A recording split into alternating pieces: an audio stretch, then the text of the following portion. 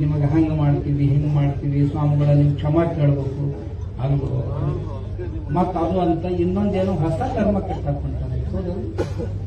ಹೊಸ ಧರ್ಮ ಕಟ್ಟಾಕೊಂಡು ಎಲ್ಲಿ ಕಡಿಮೆ ಅದಾವಪ್ಪ ಈ ದೇಶದಾಗ ಇನ್ನೊಂದು ಕಟ್ಟಾಕೊಂತಾರಂತ. ನಾ ಅಂದೆ ಹೊಸದ ಕಟ್ಟೋದಾಗಿತ್ತಂದ್ರ ನಿಮ್ಗೆಲ್ಲರಿಗೂ ನಾ ಪ್ರಾರ್ಥನೆ ಮಾಡ್ಕೋತೇನೆ.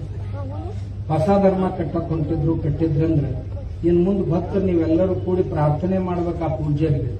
ನೀವು ಹೊಸ ಧರ್ಮ ಕಟ್ಟಿರಿ, ಹೊಸ ಮಠ ಕಟ್ಕೋರಿ, ಇದು ಹಳಿದ ಖಾಲಿ ಮಾಡಿ. ಹೊಸದ ಕಟ್ಟಕ್ ಹೊಂಟಿರಿ ಅಂದ್ರೆ ನಮ್ಮ ಪ್ರಾರ್ಥನೆ ಐತ್ರಪ್ಪ, ಇದು ಸನಾತನ ವ್ಯವಸ್ಥೆಯೊಳಗೆ ಕಟ್ಟಿದಂತ ಮಠ, ಇನ್ನು ನೀವು ಹೊಸ ಧರ್ಮದ ನಿಯಮದ ಪ್ರಕಾರ ಕಟ್ಕೋಲ್ಲ. ಎರಡನೇದ್ದು ಪೂಜ್ಯರಿಗೆ ಪ್ರಾರ್ಥನೆ ಮಾಡ್ಕೊಳ್ಳೋದು ಏನು ಅಂದ್ರೆ, ನೀವು ಹೊಸ ಧರ್ಮ ಕಟ್ಟಿರಿ ಅಂದ್ರೆ ಹೊಸ ಬಟ್ಟಿ ಹುಡುಕ್ಯಾಡ್ರಿ ಅಂದ್ರೆ ಇವೆಲ್ಲ ನಮ್ಮ ಇವು ಸನಾತನದು ಅದ. ರುದ್ರಾಕ್ಷಿ ನಂಬದ ಇದು ಹಳಿದು, ಭಸ್ಮ ನಂಬದಿದು ಹಳಿದು, ಹೌದಾ?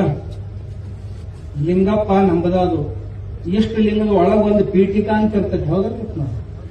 ಪೀಠಿಕೆ ಅಂತ ಇರ್ತೈತೆ, ಅದು ಈಶ್ವರಲಿಂಗ. ಇದು ನಂಬದ. ಯಾಕಂದ್ರೆ ಆಗಮಗಳು ನಮ್ಮ ಒಂದ್ ವೇಳೆ ಹೊಸ ಧರ್ಮ ಬಸವಣ್ಣವ್ರು ಕಟ್ಟ್ಯಾರ ಅಂತ ನಿಮಗೆ ಅನಿಸಿತ್ತು ಅಂದ್ರ ಬಸವಣ್ಣವ್ರ ಲಿಂಗ ಹೆಂಗ್ ತಯಾರು ಮಾಡ್ಬೇಕು ಅನ್ನೋದನ್ನು ಹೇಳ್ತಿದ್ರ. ಎಲ್ಲರ ಒಂದು ವಚನದೊಳಗರ ಇಷ್ಟು ಲಿಂಗವನ್ನು ತಯಾರಿಸುವ ವಿಧಾನ ಅಂತ ಕೇಳಿರ?